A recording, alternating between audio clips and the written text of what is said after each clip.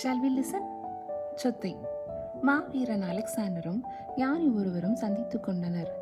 மாவீரனே, உன் ஒட்டுமொத்த சாம்ராஜ்யத்தின் மதிப்பு எவ்வளவு என்று கேட்டார்.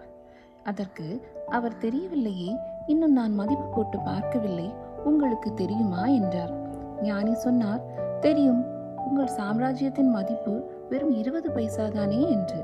எப்படி சொல்கிறீர்கள் என்று கேட்டார். கோபப்படாதீர்கள் மாமன்னா, நீங்கள் ஒரு பாலைவனத்தில் வழி தவறி அலைகிறீர்கள் என்று வைத்துக் கொள்வோம்.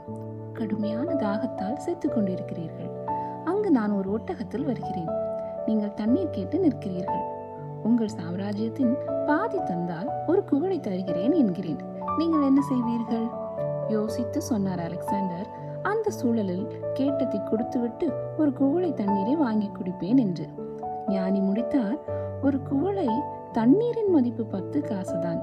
அப்படியானால் உங்கள் ஒட்டுமொத்த சாம்ராஜ்யத்தின் மதிப்பு வெறும் 20 காசுதானே என்று. சொத்துக்களை எல்லாம் சொத்தையாக்கும் சாவு.